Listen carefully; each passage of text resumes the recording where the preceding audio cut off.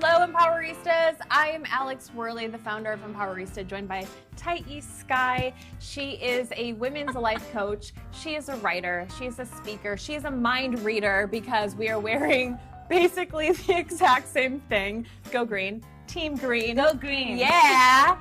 So we are talking about owning your spotlight Yes. today. And today we are literally and figuratively owning our spotlight in the Focus TV studios. But we're talking about the theme specifically about worthiness and owning who you are, using your voice. It's also important ultimately to feel good about yourself and do the sacred work that you're meant to do in this world. So first of all, thanks for chatting with me. Thanks for having me. Long time no see. I just saw her last night at her amazing unnetworking event, but that's a whole nother segment. So anyways, owning your spotlight. Yeah. What is it? Owning your spotlight is this concept that I created where women are not invited to have a presence in the world.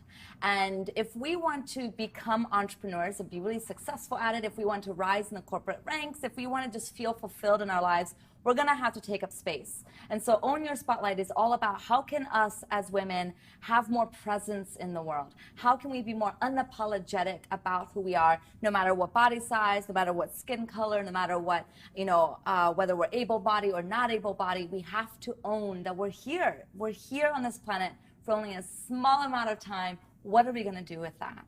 Yeah, you're so right. It can be so tempting as a woman, especially I can relate to when I was growing up and really discovering who I was and what was my voice, what did I have to share, what was important to me, what were my boundaries, all those things. It's tempting to want to hide. Why is that? Well, there's a lot of reasons. One, cultural. If we talk about from a cultural, societal perspective, our society was not designated with women's needs and psychology in mind. And that's not to say that now we get to be all poor us, victim shaming or blaming. It's just that we don't live in a society that perpetuates our voice in the world. So in order for us to be successful, we have to be more like men. We have to lean in like men. We have to act like men. We have to embody more masculine traits. And what I'm finding is that's not very conducive to our needs. We are not like men. We have a totally different psychology. But when we're growing up and all we're reading are about men and men's heroes and men's authors and men's historians, we start to internalize that there's no space for us here. And that was a big awakening for me when I was little. And, I moved to this country from Brazil, and everything I did, I was too loud. I was too loud. I was shushed all the time. And couple that with every book I got was about men's history, men's wars, and how we've gotten to where we are because of 44 presidents, all of which are men. 44 of them are white men. I started to realize, wow, I don't have a place in this world. And so I started to dim down, and I started to, tuck my chin down and just work hard. And that's what we're taught. Just work hard. And all of your success will arise from hustle. If you hustle as hard as men, there's no reason for you not to be as successful. And I just haven't found that to be the case. And I also think society tells everyone, men and women, who they should be. But of course, there's more of an oppressive voice towards women on who they should be. And so that can just be confusing from an identity perspective of, on one hand, I kind of want to play this role that society is encouraging me to play because it can be beneficial. But on the other hand, it doesn't feel authentic. And do I want this attention? Do I not want this attention? Sometimes it's this pull and this split between your authentic self and what outsiders are telling you. Well, I'm so glad that you said the word split, because that's exactly what I found unworthiness to be. I found that unworthiness is not just a momentary lack of not feeling good enough, but worthiness is a deeper issue that stems from a split from who we are and what the world wants us to be. And that split occurs in a couple different places. One, it occurs because of society, because we're told that we have to look a certain way, we have to behave a certain way. If we're too loud or too opinionated, we're bossy. And then it's also caused by our parents and our upbringing. And the majority of us did not receive the type of unconditional love that allows us to grow into all of who we are. And that's not to blame our parents, it's that their parents didn't give them unconditional love. And so we perpetuate this wounding from our lineage, from our generation. So those three elements, our lineage, our caregivers, and society, creates the split amongst women of crap, I don't really know who I am and who I'm supposed to be. And so what we often do is, just like the conversation we had last night, is we find a sense of safety in playing the men's game.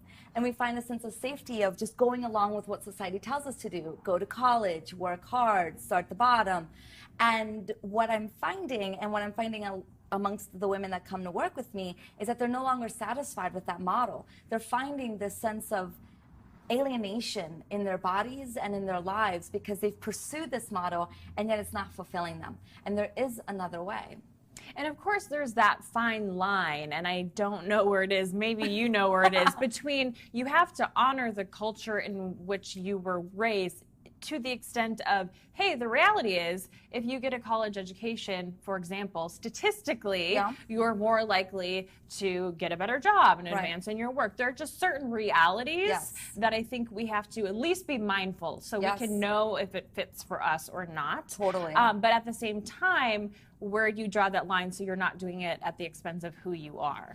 It is a fine line. I don't know if I found it. Yeah, and you probably never find it. It's probably always a dance. It is. It is a dance between very oppressive societal systems like capitalism, colonialism. These are systems cultivated by the patriarchy that are not amendable to marginalized voices, to women, to Native Americans. And yet we can't deny that we live in a system where money is required. So what are we going to do? Not make money? Some people choose that route. You know, that's amazing. More power to them. More power to them, but it's an extremely hard lifestyle and it requires a lot of sacrifices. So we do have to play the game, and I'm finding that the more that we can make space internally for all of who we are and not just the parts of us that are acceptable to society, the more we can find a way to navigate society without allowing this voice to dictate our worth and to dictate our happiness. Yeah, okay, so if we need to heal this within ourselves, because ultimately, like you said, it's an internal thing. Sure. How do we go about doing that? So, you know, when we talk about healing, I don't mean that if you do 5 steps, you're going to be healed and you're never going to feel unworthy again. I know that that's so sellable and that's so enticing for people, but unfortunately, when it comes to this type of wounding, we have to approach it slightly different. So one of the first things that I like to do, and I encourage people to do, is when they feel unworthy, and when they feel deeply unworthy and inadequate, and you know those moments, it's not just that momentary, oh, I'm not enough, screw it, I'm going to do it anyway. Yeah. It's like a whole spiral of I can't get out of bed, I feel like crap, who am I? This tends to come around the same time in our cycles for us women. It's a very ingrained part of us to feel inadequate and unworthy. But when we can start to notice that voice, instead of internalizing it as my voice, this is me, this is just who I am, can we start to name it as the worthiness wound? So we start to separate who we are and our identity from this voice and from this feeling. And when we can give a little bit of space for that, we can start to find a little bit of healing. So the next time you're finding yourself in that spiral and you're feeling inadequate, say to yourself, this is the voice of the worthiness wound. This is not the truth of who I am. This is not the truth of who I am. And again, the minute we start to separate that, we start to find, okay, I can breathe. This is not overwhelming me. And then we can decide to do something different. So it's really a mindfulness and not identifying with that voice and almost being the observer of the voice. Exactly. And sticking to what's true. So how do we find on the opposite end what is our truth and what we can identify more with? Oh, that's a great question. I think I'm throwing them at you today. I think it's got to start with a mindfulness practice. It's got to start with some sort of meditative practice. And I know that meditation and yoga has been dubbed as the cool, trendy thing to do, but there's actually a lot of truth to meditation, yoga, tai chi, any form of connecting yourself to your breath, to your body. It doesn't matter what it looks like. It's not about the sexy poses. It's really about creating space in your life without the noise. And I find that it's amazing at how often we wake up, we listen to music, we turn on the TV for news. We check our Instagram, see how many likes. I mean, I don't know anyone who does that. But. And then we get into our car, we drive to work, we have on the radio, we get to work, we listen to other people all around us, or we put on music, or we have to watch something at work. And so then we get home, we turn on the TV, we go to bed, we look at Instagram, you know, and so we're never quiet. How can we find who we are if we're so immersed in everybody else's energy? And there are a lot of businesses who are set and making money off of you being constantly distracted and paying attention to this show and this app and this book. Love Instagram. Yeah, come on, we do. The one person watching on Instagram, we love you. But you know, I turned off the notification for Instagram. And every time I go on the app, it reminds me, don't you want to turn on the notifications for Instagram? I turn on off the notifications for Messenger on Facebook. Every time I go on that silly app, it tells me, don't you want to turn on the notifications for Messenger? Yeah, and hey, they're a business, we get it. Like, ultimately, it's up to us to have our own boundaries and decide what works for us and what doesn't. But it takes a lot of self-discipline. Yeah. Well, and if we want to find our voice, if we want to own our spotlight, if we want to be empowered in who we are, and we never take a moment to separate ourselves from what everyone else is doing, it's no wonder we get into that spiral of what I call comparitis.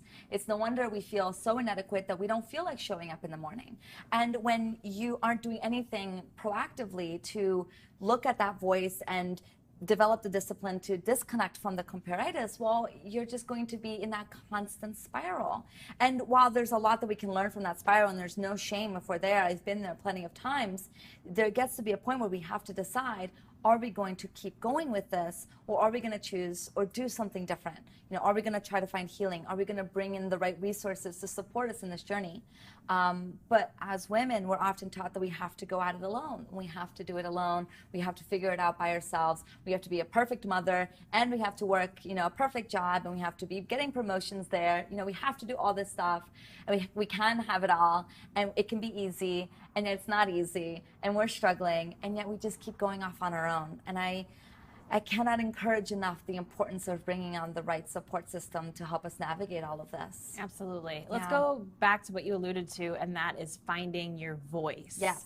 So first of all, what do you mean by finding your voice and using your voice? Yeah, it's more like finding your self-expression, finding a way to be your authentic expression in the world. So whereas worthiness is more of that internal conversation, voice is the manifestation of that healing of the worthiness wound, which is now you're able to put your unique whole self into the world. Okay, so why is this important, and how can we start using our voice more? Yeah, culturally, women's voices have been suppressed for thousands of years. We do not have a space in this world for our voice. And what that manifests into is a very masculine-driven world where women are continuing to be oppressed, especially, you know, in other countries in the Middle East. I mean, there's so many countries where women's education is not even a possibility yet. So if we want to start to teach the world what our experience is like, we have to push through a really thick line.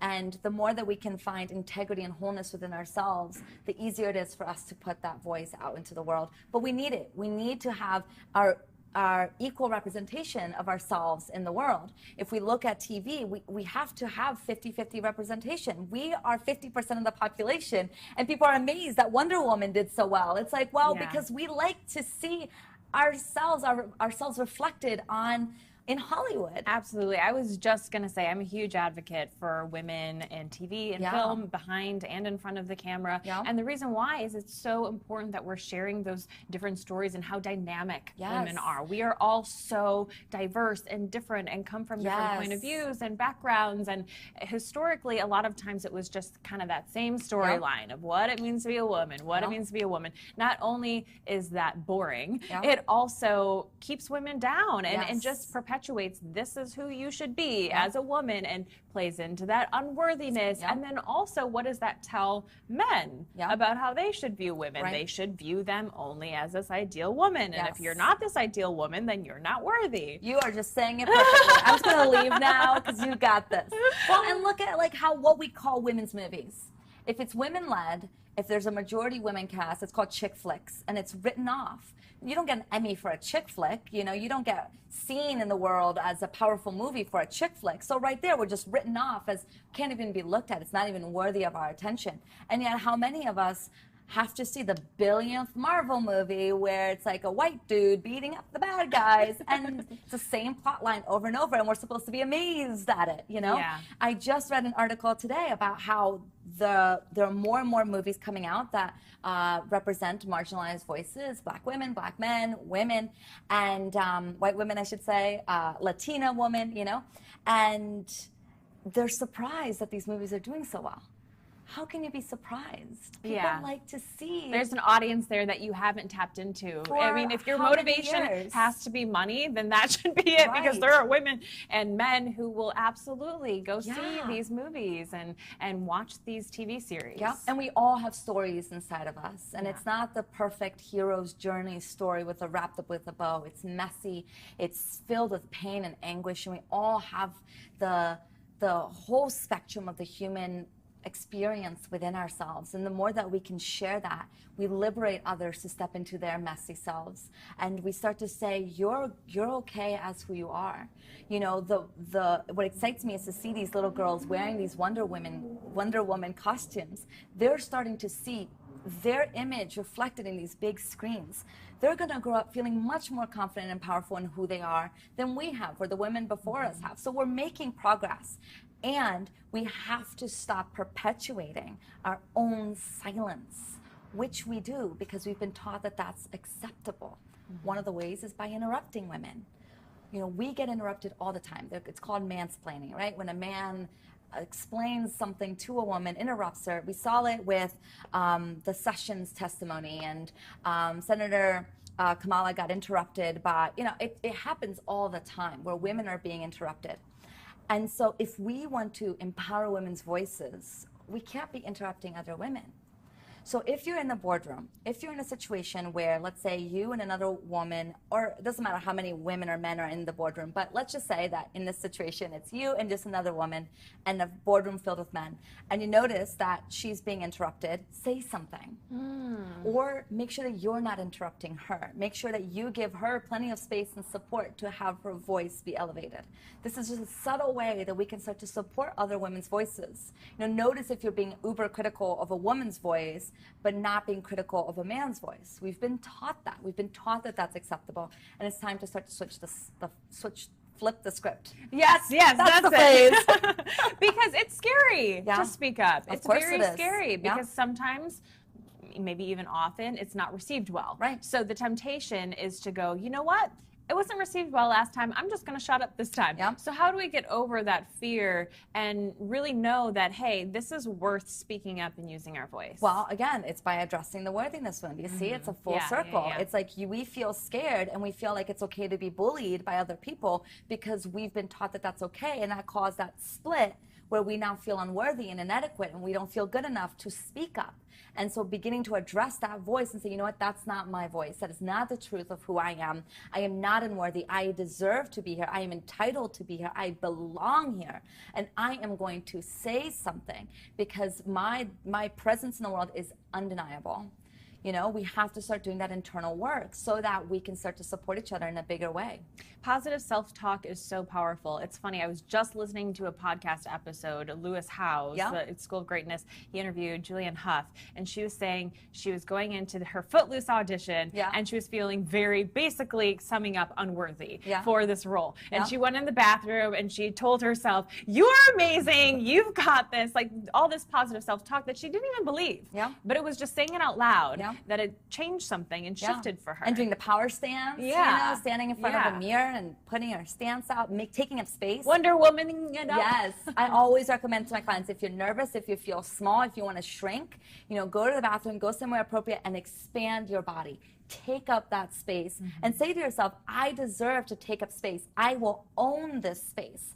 And when we can, in that moment, encourage ourselves to just do it and just overcome that fear, we start to send a huge message to our brains that we do belong here. So we start to rewire our neural pathways. Now, forcing ourselves to be positive during times of negativity and mess isn't always the answer. And we have to hold a lot of space for the mess and the negativity and the things that come up, because that is where the juice is. I love that stuff. But right in that moment when you're about to give a presentation or you're about to go on stage and you have to really own it, that's when we need to use these tools like the power stance so that we can move our neural pathways, we can shift that energy and go out and kick ass. Yeah. Okay, let's wrap it up with why is this just globally a very important thing, not just for the individual, which is clear and so important that we're all individually feeling amazing, but why is this important for our communities, for our country, for our entire world? Well, I have a vision, Alex. What is this vision? I have a vision of what it could look like if women could participate 50% in the economy. 50% in the economy. The UN, I believe it was the UN, did a study that showed that if more women were able to participate in the economy, it would boost the entire world's GDP, like our ability to support one another infinitesimally. And there were specific numbers. Infinitesimally was not the number that they gave us. But, and it's so cool. What would happen? Like, what would it look like if our presence was just as understood and supported as men's presence? And that excites the crap out of me. Yeah. And that's not to say we're going to look like men or we have to operate like men. It's saying let's honor this idea of the feminine energy. Let's honor this idea that women's psychology is not the same. For so long, if you read something and it said men, what did they recommend us do? Oh, men means women are men. Well, that's not necessarily the case. In fact, Joseph Campbell's work, The Hero's Journey, someone asked him, and I was like, if this is the hero's journey, what about women? And he said, oh, women don't have to go on the hero's journey. They're already there. They just have to recognize that they're already there. And I'm not sure that's the case. I think women have their own journey to go on. And so that's my vision. My vision is that a world where women are just as important and seen as important and contributes to the world as men. Yeah, I love the idea of women being just as influential, because think of all the brilliance we haven't tapped into yet. Think of all the inventions that have yet to be discovered and all of that once we have both men and women really tapping into their potential. It excites the crap out of me. And that's why I'm so committed to owning our spotlight and this idea of we can all do it. We all have space. We do not have to compete with one another. We don't have to compete against men. This is not us versus them. This is not one is bad and one is wrong and one is good. This is just an invitation right now in this very special time in the world to say, you know what, I'm going to claim my space because who I am is enough. We are worthy. We are enough simply because we're here and because we exist. Oh my gosh, that is a perfect note to end on. We can all make it. I love it. Except for I have one more question for you, because I ask all of my guests this question, and that's what's your definition of empowerment? Oh my gosh. So the origins of empowerment actually came from a Brazilian sociologist. I'm Brazilian, so around this idea of empowering the collective and what we can do to change the collective so that the whole community can rise up. And so my definition of empowerment would be to do your own inner work in order for you to support the community. It is not enough for you alone to be empowered. That's like trickle-down economics, this idea that if you're empowered, everyone else just magically becomes empowered. Yeah. You know, if you get a tax break and you have more money, suddenly everyone has more money. That is not seen to be the case, and I feel like it's the same thing with empowerment. So what I love about the word is that what if we can empower ourselves and use that empowerment to empower the community. So good. And thank you so much for the empowering work that you do. Thank you. It's so needed and so appreciated. I adore you. Thank you, Alex. And you watching, what is your definition? Let us know what your definition of empowerment is using hashtag Empowerista. We'll show you some social media love as always. And if you'd like more empowerment right now, head to empowerista.me. We'll see you next time.